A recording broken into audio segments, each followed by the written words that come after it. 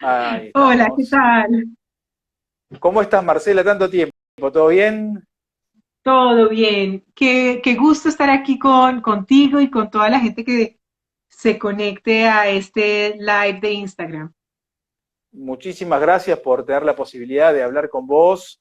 Se me está cayendo el teléfono, como suelen pasar en estas circunstancias. Sí, sí, sí. No, gracias por la posibilidad de conversar con vos y poder tratar de entender qué es lo que sucede en Colombia. Digamos, desde fuera de Colombia es como que me parece que hay más preguntas que respuestas. La situación es bastante incierta. Eh, y te presentamos, en primer lugar, Marcela Prieto Botero, además de una gran amiga, es politóloga, graduada en la Universidad de los Andes y máster en políticas públicas para América Latina de Oxford University. Eh, y vamos a charlar sobre, bueno, la situación. ¿Qué pasa? La primera pregunta que yo te quisiera hacer es, ¿qué es lo que está sucediendo hoy en Colombia que no se logra comprender por completo desde afuera? ¿No? Es como que miramos las noticias, leemos y la información parece ser confusa, hay acontecimientos mezclados, temas impositivos, temas sociales, el COVID. No entendemos, digamos, qué.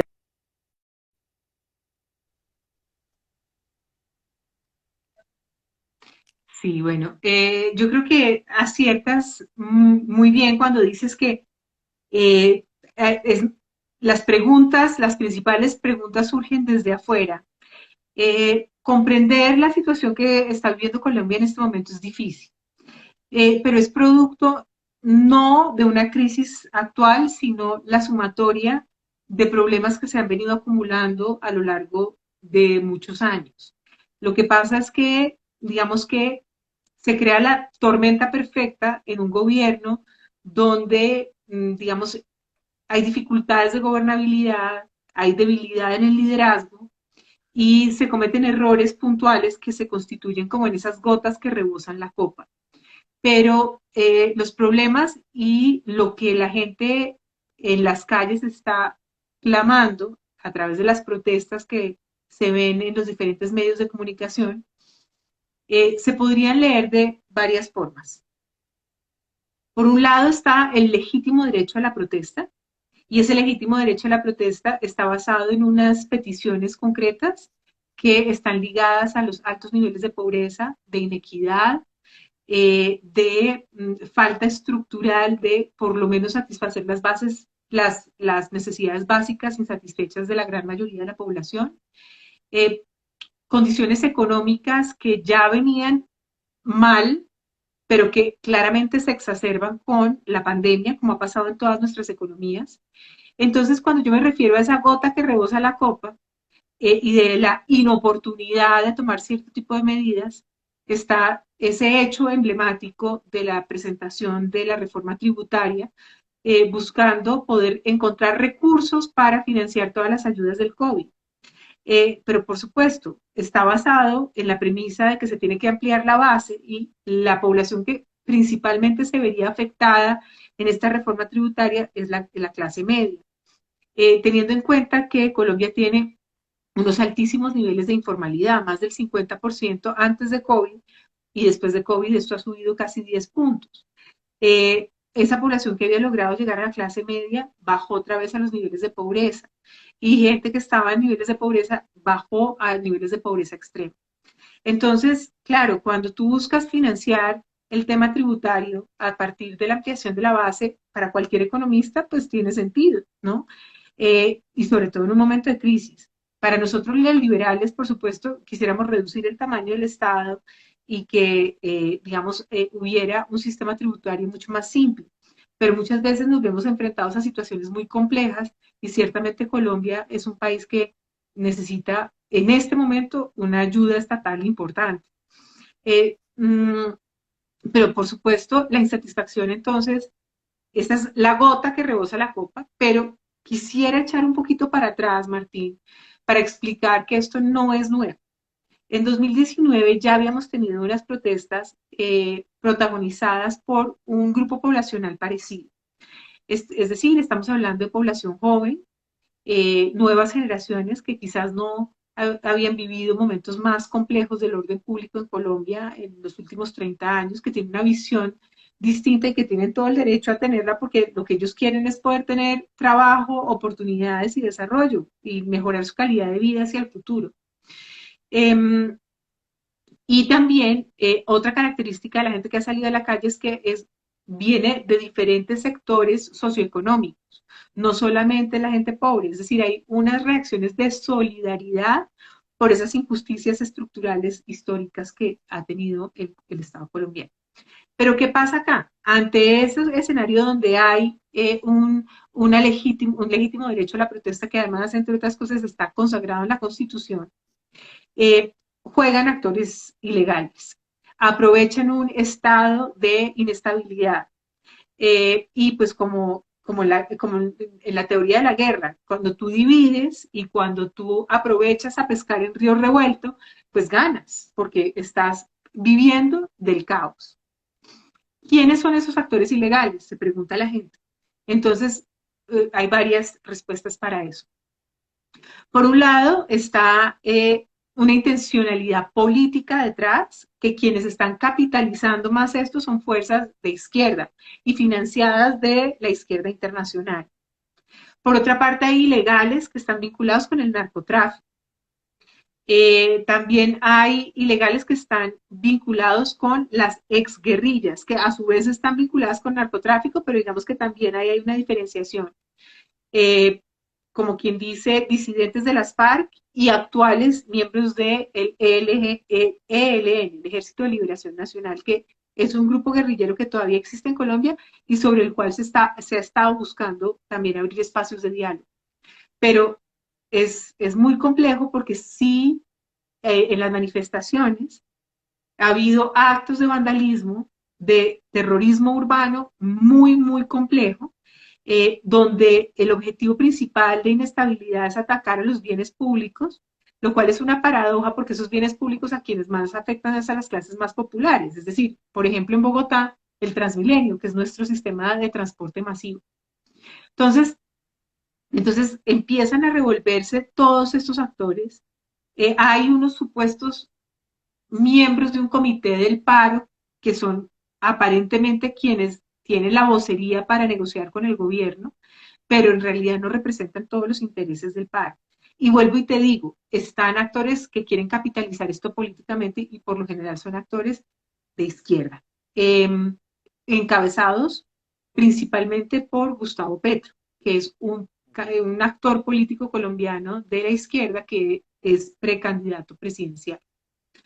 Entonces, ante este panorama que te estoy describiendo, nos damos cuenta que, por supuesto, entender esta realidad es difícil y me falta el último ingrediente, que es el de un gobierno débil. Se aprovechan de la debilidad del gobierno actual para, entonces sienten que ellos tumbaron al ministro de Hacienda, sienten que ellos tumbaron el proyecto de reforma tributaria, sienten que tumbaron otros proyectos de ley como el de salud, que también estaban, digamos, peleando por eso. Entonces, claro, el gobierno ha sido lento a la hora de reaccionar. En las últimas días, lo que el presidente ha decidido es militarizar ciertas ciudades donde el orden público se ha exacerbado cada vez más. Y obviamente está ese otro factor que a la comunidad internacional la tiene bastante preocupada, sobre todo los defensores de derechos humanos, y es que la respuesta de la policía en muchos casos ha sido violenta y desproporcionada. Desproporcionada absolutamente, y eso no tiene, digamos, matiz. Lo que yo creo que es importante que sí tengamos en cuenta es que son acciones individuales, o sea, en ningún caso es el gobierno teniendo, digamos, una directriz desde el Estado buscando que la policía actúe de esa manera. Eh, y la policía ha sido explícita en decir, digamos, los altos mandos de la policía colombiana han sido explícitos en decir que se están investigando debidamente todos los casos donde se ha podido comprobar que ha habido un desmán de la policía y tendrá que pagar por ello judicialmente. Y La te vicepresidenta. consulto en este contexto, estaba viendo el marco en el cual se desarrollan estos acontecimientos, porque como te decía al principio, en Argentina nos cuesta, no es claro como otros procesos que uno ve una causalidad única, directa. Acá parece, como vos decías, una mezcla de situaciones, ¿no? El hartazgo de la clase media, grupo de izquierda, las FARC, Venezuela, está todo mezclado, ¿no? En la apariencia, y yo miraba algunos números de Colombia y decía, bueno, una inflación anual del 2020 del 1,6%, que parece desde la perspectiva argentina, ¿no? Porque nosotros tenemos una inflación superior al 4% mensual, por ejemplo, ¿no? Entonces decimos, qué tranquilo que está Colombia, ¿no? Sin embargo, después miro la pobreza y más o menos 42,5 de pobres y que se ha incrementado en el contexto del COVID, y también veo muertos por COVID y veo cerca de 88.000, que es un número parecido al que tiene Argentina, que es 77.000, pero ustedes tienen, digamos, corregido por la población. Argentina tiene 45 millones, ustedes cerca de 50 millones de personas, da algo similar, ¿no? Entonces me pregunto, ¿qué ha pasado además, digamos? ¿O será que los argentinos somos muy tolerantes y estamos acostumbrados a vivir en el mega caos, la mega inflación? Me pregunto, ¿qué fue lo que encendió esta chispa, esta llama, ¿no? En esta situación, Sí, para llegar a la situación actual que vivimos sí, en Colombia? yo creo que yo lo he llamado como factores exógenos y factores endógenos.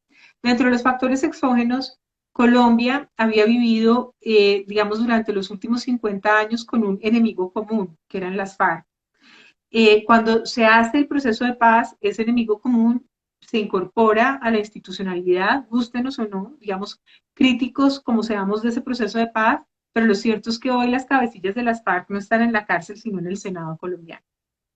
Y es entendible que desde la perspectiva de un proceso de paz, por lo menos lo que era la tropa raza, sí entrar en un proceso de reinserción y reincorporación a la vida civil, pero lo que de alguna manera la gente todavía no termina de comprender y contribuye a la polarización es que las cabecillas tengan una curul en el Congreso y sean actores, digamos, activos.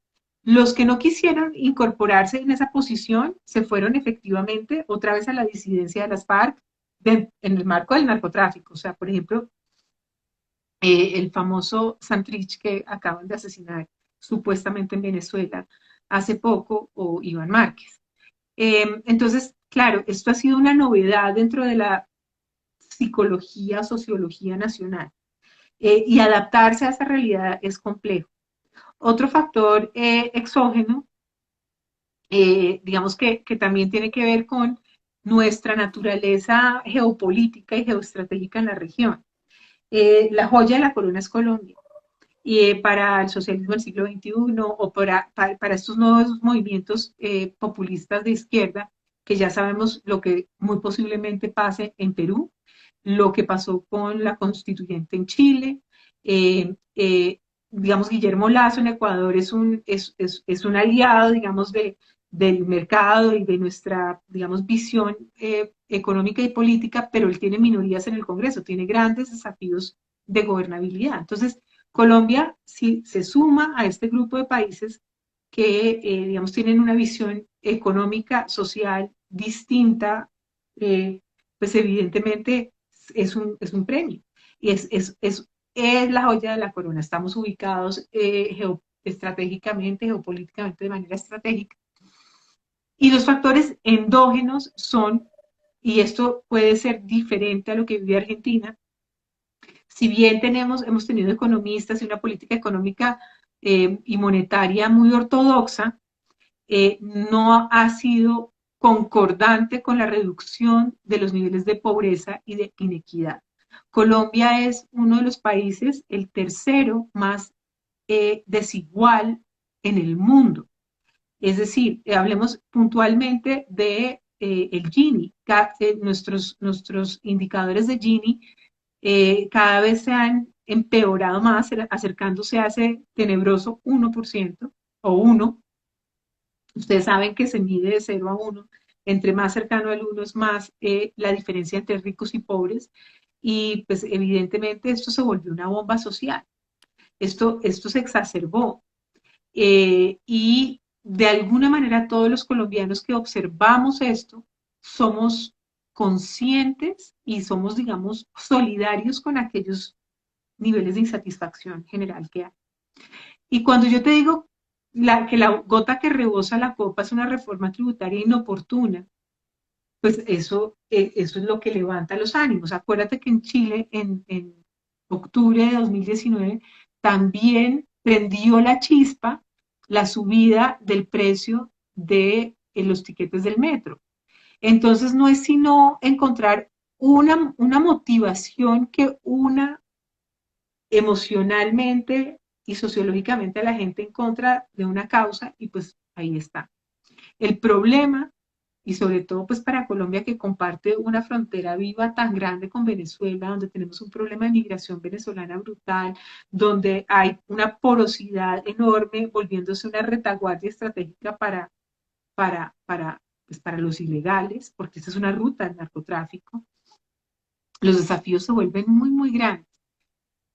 Yo no sé si ustedes se han vuelto más tolerantes, si ese sea, digamos, uno de los diagnósticos, pero lo que sí es cierto es que los liderazgos populistas, principalmente de izquierda, están, digamos, aprovechándose de esta inestabilidad y de errores evidentes de nuestros gobernantes del pasado. No ganas nada con tener políticas económicas muy ortodoxas, muy cuidadosas, cuando tú no reflejas eso en la generación de empleo sostenible, en la inversión y no la acumulación, en explorar y avanzar en desarrollos económicos basados en tecnología. Colombia sigue siendo un país rentista, Colombia sigue siendo un país que vive de sus recursos naturales y de las materias primas. Los ricos siguen siendo, digamos, riquezas muy acumulativas. No te voy a decir que no hay ricos o empresarios o grupos económicos o empresas que sí aporten enorme valor a la sociedad, pero son muy pocas. Deberían ser muchas más. El desafío, por lo tanto, es generación de oportunidades sostenibles y en nuevas economías. Y realmente el valor agregado, valor agregado, valor agregado y la creación de una gran clase media. Y en Colombia no tenemos una gran clase media, hay una disparidad muy grande. Clarísimo, clarísimo. Y te pregunto en este contexto, ¿cuál es el perfil ideológico, de liderazgo, político y económico de Iván Duque, ¿no? Que es la persona acá a la que todos apuntan? Yo estuve leyendo un poco, un presidente joven, 44 años, digamos, en términos, te pregunto en términos de ideas y en términos de la capacidad de implementar las políticas que él tiene en mente. Lo que pasa es que yo creo que hay un pecado original. El pecado original, Iván Duque es un tipo preparado, es un tipo inteligente, es un tipo pues, joven, dinámico. Lo que pasa es que eh, el Partido Centro Democrático, que es el partido de gobierno, es un partido en Colombia, tú puedes tener, crear las listas para el Congreso abiertas o cerradas. Y el gran líder de la lista del Congreso del Centro Democrático era Álvaro Uribe.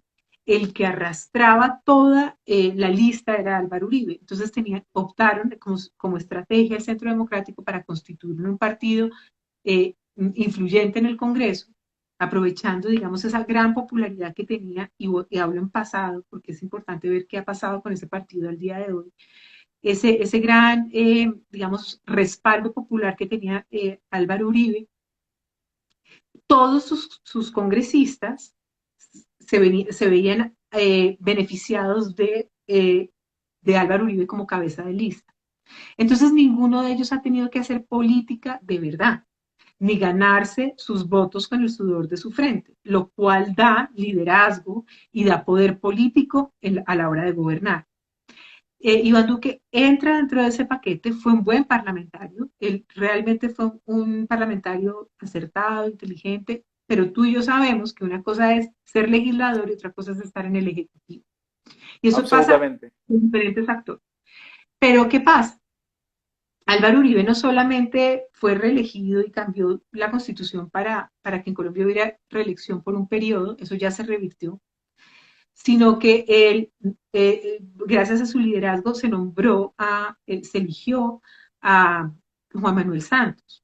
Luego Juan Manuel Santos se fue por otro camino y, digamos, está la gran traición de Santos a Uribe. Pero Uribe siguió con una gran fuerza política e identificó a Iván Duque como su nuevo, digamos, actor político relevante para darle continuidad a la política, pues a la corriente ideológica del Centro Democrático. Y hasta ahí, digamos, le llegó la gasolina. Porque en este momento, una de las grandes lecciones es que la experiencia no se improvisa. Iván Duque, vuelvo y te digo, es un tipo inteligente, preparado y todo lo que tú quieras, pero él no había hecho política de verdad. Él no se había ganado sus votos y había adquirido un liderazgo político efectivo ante un electorado. Y venía de ser un burócrata en un organismo multilateral por muchos años. Vivió en Washington miles de años y tenía un cargo medio. Entonces, pues fue un salto triple mortal. O sea, de ser en muy poco tiempo un funcionario inteligente, bien, de una multilateral en Washington, tal, a ser presidente de un país como Colombia, porque es que Colombia no es un país chiquito ni insignificativo en la región, es un país importante. Y vuelvo y te digo, no solamente me refiero a una población grande, más o menos unos 50 millones de habitantes, sino que geopolíticamente está ubicado en un lugar estratégico. Eh, es 1 millón de kilómetros cuadrados, o sea, tiene 5 fronteras, ¿sabes? Eso tiene, digamos, un peso propio importante. En ese orden de ideas, pues Duque, a la hora de gobernar, tiene desafíos grandes con relación a su relación con el Congreso, pero sobre todo a la relación con su electorado. Hoy está teniendo problemas con su propia bancada, está teniendo problemas con su propio líder político, que es Álvaro Uribe. Está siendo cuestionado por los partidos que eran parte de la coalición de gobierno. Le han renunciado actores claves y estratégicos de su equipo de gobierno. Ha nombrado ministros que no tienen una trayectoria ni un peso, digamos, técnico importante. La única, no, bueno, no la única, pero digamos, su gran polo a tierra todavía existente, que dicho sea de paso, sacrificó su propio proyecto político por seguir acompañando a Duque en este momento tan difícil, es la vicepresidenta Marta Lucía Ramírez. Y ella no solamente no renuncia para no inhabilitarse para ser candidata, sino que le acepta ser canciller.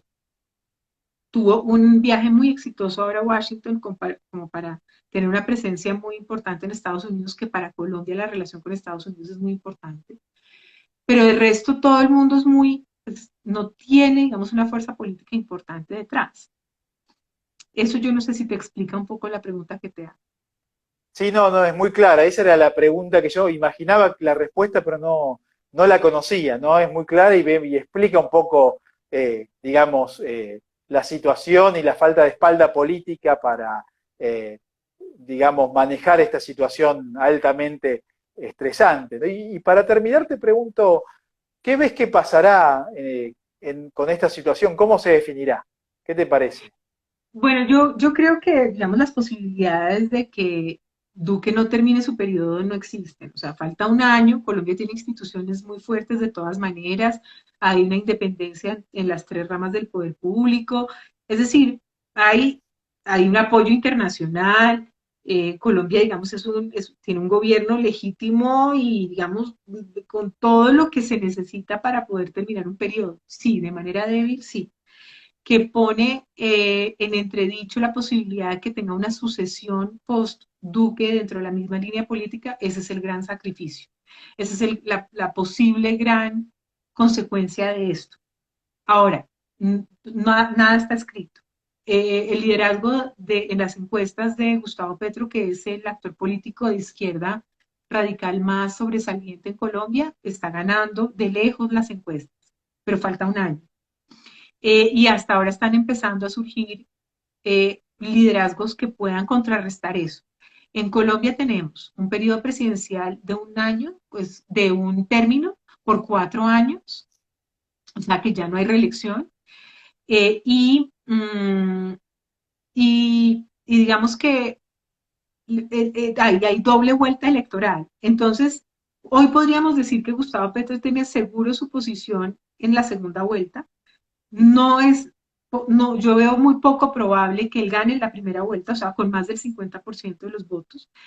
Y sí pienso que quien llegue a la segunda vuelta con él va a generar una realidad que es muy típica en nuestros países presidencialistas en proceso de maduración, llamémoslo así, que hay mucho voto en contra. O sea, todavía hay un no sabe, no responde igual o sea, en porcentajes igual a la gente que ha manifestado su interés por votar por Gustavo Petro. Entonces hay todavía una gran población indecisa y puede, digamos, generarse una ola en contra de Petro.